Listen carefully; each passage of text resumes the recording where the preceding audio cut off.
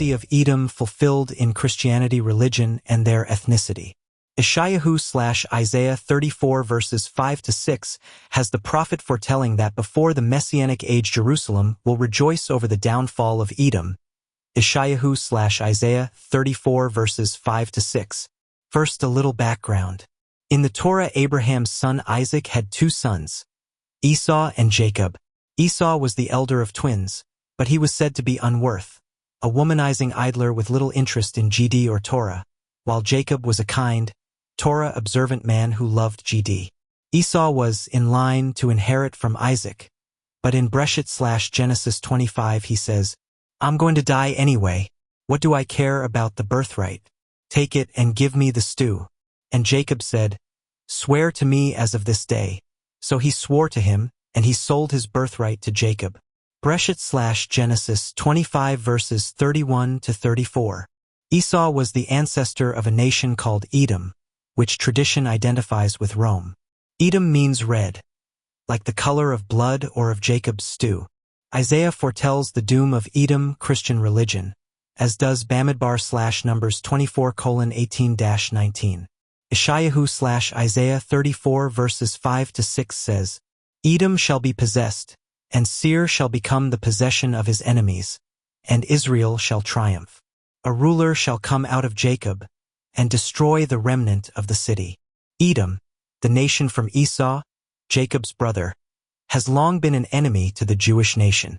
Our sages stated that Edom equals Rome, and when the Roman Empire became the Christian Empire, it remained Edom. Why? Why do so many Jewish sages equate Edom with Christianity? Rome? Kimchi, Ibn Ezra, the Rambam with an M, Maimonides, the Ramban with an N, Nachmanides, and Abarbanel to name but a few say that Edom equals Christianity. The Ramban wrote in Gate of Redemption/Sha'ar HaGemel, written circa 1263 CE, "We believe that we are presently in the exile of Edom, Rome, and that we shall have no respite from it until the coming of the Messiah." The Edomites, Christians, the nation around Mount Seir, descended from Esau, were the first to mistakenly follow after the man who claimed that he was the Messiah, Jesus. They also ascribed godliness to him. When they came to the land of Italy, their error spread to the nearby city of Rome. There, in the days of Constantine, who ruled over Rome, the council under the authority of the bishop of the city of Rome determined their belief in him and established it as the religion of the empire. This, above all else, is the main cause and reason that Rome and Edom are considered as one kingdom, although they are different nations. In spite of that difference, they are related because of their uniformity of belief, which makes them one people and one nation. Interesting enough, the Christian Bible itself states that some of Jesus' followers came from Edom. Mark 3 verse 8 states that Jesus' disciples came from the lands populated by the Edomites. When they heard about all he was doing, many people came to him from Judea, Jerusalem, Idumea, Edom, and the regions across the Jordan and around Tyre and Sidon. Mark 3 verse 8. Does this mean that Ishmael and Esau are somehow doomed? Of course not. Everyone alive can turn to GD at any time. We can choose to sin or do good. So while the prophet Malachi in 1:3 says, "And I hated Esau, and I made his mountains desolate and his heritage into a habitat for the jackals of the desert," this does not mean that GD hates all of Esau's descendants. R. Kook, 1865-1935, wrote, "Noteworthy in this respect is the statement of Rabbi Elijah Jain on the verse, 'But Esau I hated.' This refers to the peripheral part of Esau, but the essential part of him, his head, was interred with the patriarchs. It is for this reason that the man of truth and integrity, Jacob, said on his reunion with Esau, 'I have seen you, and it is like seeing the face of GD, Genesis 33 verse 10. His word shall not go down as a vain utterance. The brotherly love of Esau and Jacob, Isaac and Ishmael, will assert itself above all the confusion that the evil brought on by our bodily nature has engendered. It will overcome them and transform them into eternal light and compassion.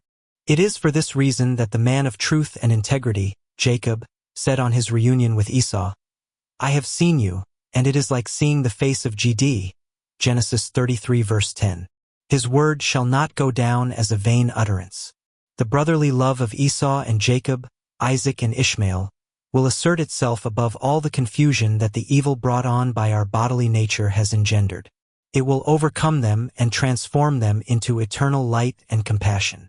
Letters 1:112. The Torah tells us that Jacob and Esau as well as Isaac and Ishmael were eventually reconciled.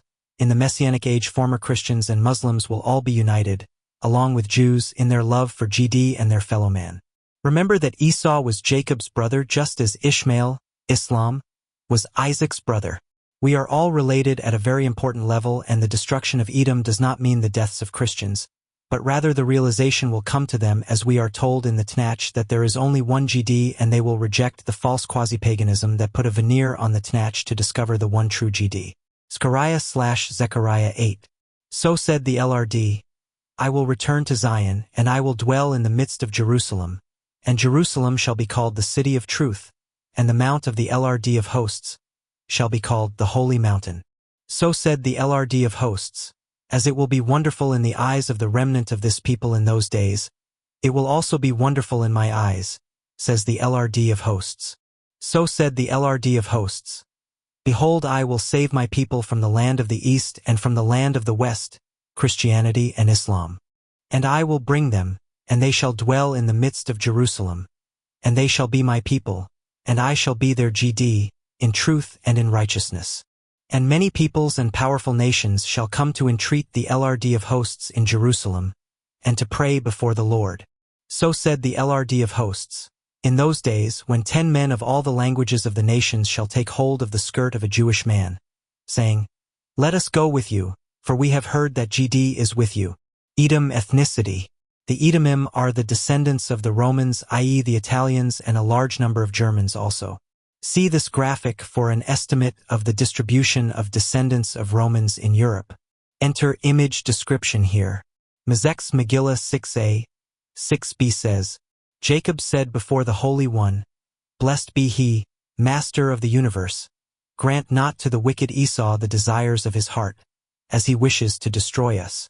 Further not his evil device Zemimo. Do not remove the muzzle Zamim that constrains him and prevents him from breaking out and gathering further strength. This is a reference to Germania of Edom, i.e. Germany, which is near the land of Edom, i.e. Rome. As, if the Germans would go forth, they would destroy the entire world. And Rabbi Amma bar Anina said, there are 300 young princes with crowns tied to their heads in Germania of Edom, and there are 365 chieftains, Marzavnii, in Rome. Every day these go out to battle against those, and one of them is killed, and they are preoccupied with appointing a new king in his place. Since neither side is united, neither side is able to achieve a decisive victory. It is these wars between Rome and the Germanic tribes that act as a muzzle upon Esau-Edom Rome and prevent it from becoming too strong. In World War II, Germany and Italy united and went out. We all know the results of that.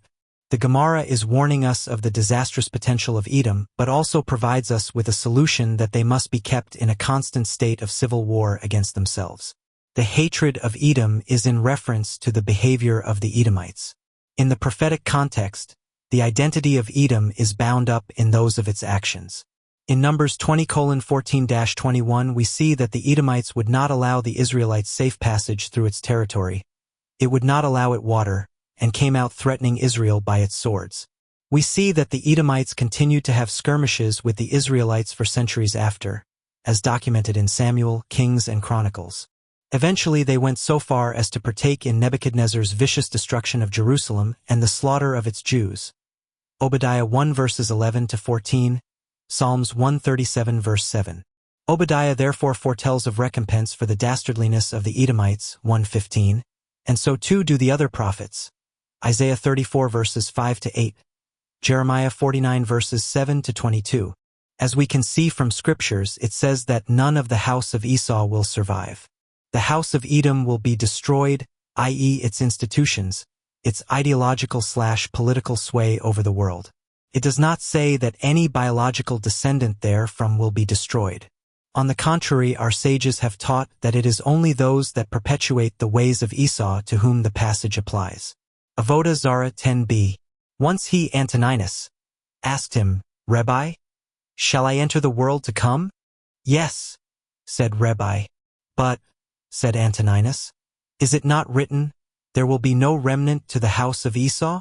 That, he replied, applies only to those whose evil deeds are like to those of Esau. We have learnt likewise, there will be no remnant to the house of Esau, might have been taken to apply to all, therefore Scripture says distinctly, to the house of Esau, so as to make it apply only to those who act as Esau did. The passage in Obadiah would apply for those that reject the ways of Esau and do not oppose the Jewish nation and what it represents. The passage would be inapplicable. Rome/Edom made Israel as wasteland. This kingdom will be vanquished when Messianic King will appear at a scene at the same time with several saviors when they together will go to Holy Mount of Zion to judge Esau, then Hashem's kingdom will begin.